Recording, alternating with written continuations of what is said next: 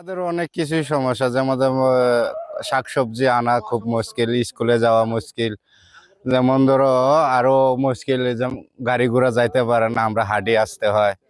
এই আমাদের কষ্ট। সরকারের কাছে এই দূরে আমাদের আবেদন, আমাদের রাস্তাঘাট যেন তাড়াতাড়ি ঠিক করে দেয় সরকারে। আমাদের হলো রাস্তা যাওয়া আসার জন্য রাস্তা খারাপ হয়ে গেছে। এটা সরকার দেখে একটু ভেঙে গেছে, এটা ব্যবস্থাজনক নিলে আমাদের সবচেয়ে ভালো হবে। আমাদের এই পাহাড়ে বন্যা আমাদের রাস্তাটা ভেঙে দিল।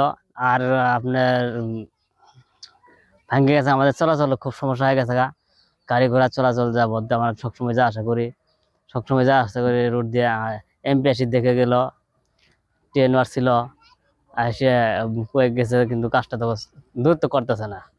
আমাদের এটি চাওয়া সরকারের কাছে, এমপির কাছে, যাতে আমার রাস্তাটা ক্লিয়ার করে দেয় তাড়াতাড়ি।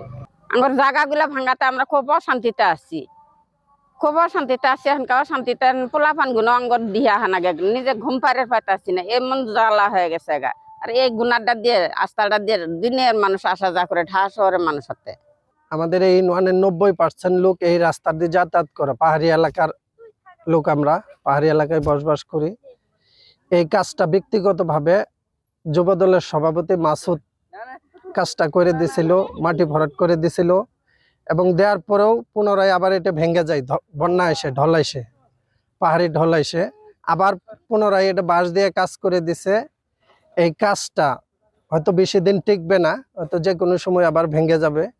এই কাজটা যদি সরকারে একটা টেন্ডার করে কাজটা করে দিত, আমাদের এই পাহাড়ি এলাকার লোকজনের জন্য অনেক সুবিধা হতো, এবং এই ইউনিয়নের 90% লোক এই রুটটা দিয়ে চলাফেরা করে, এবং বাইরে থেকেও দৈনিক 8 থেকে 10,000 লোক যাতায়াত করে এই ভাইরাল টিলের এই দিকে যাতায়াতের জন্য অনেক অসুবিধা হইতেছে।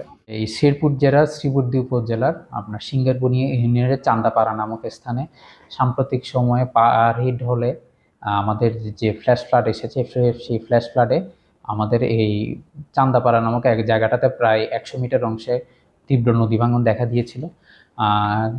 আমাদের যে এমপি মহোদয়, উনি নিজেও এই বিষয়টাতে অবগত আছেন এবং উনি আমাদের সাথে সাইট ভিজিট করেছিলেন, এবং আমরা অতি দ্রুতই এই জায়গাটাতে জিও ব্যাগের মাধ্যমে আমরা জরুরি নদীতে প্রতিরক্ষা কাজ বাস্তবায়নের পরিকল্পনা হাতে নিয়েছি। বর্তমানে ঠিকাদার নিয়োগ প্রক্রিয়া চলমান আছে। ঠিকাদার নিয়োগ প্রক্রিয়া সম্পন্ন হলে মাঠ পর্যায়ে কাজ বাস্তবায়ন করা সম্ভব হবে।